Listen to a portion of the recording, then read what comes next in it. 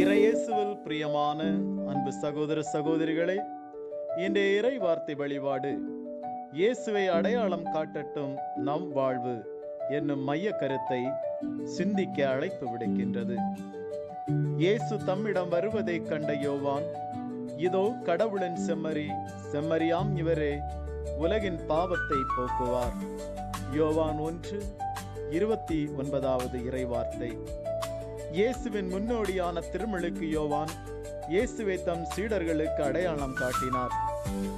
அதே போன்று திருமுழுக்கு பெற்ற நாம் ஒவ்வொருவரும் நிலைவாழ்வு தரும் இயேசுவை உலகிற்கு அடையாளம் காட்டும் பொறுப்பை பெற்றுள்ளோம்.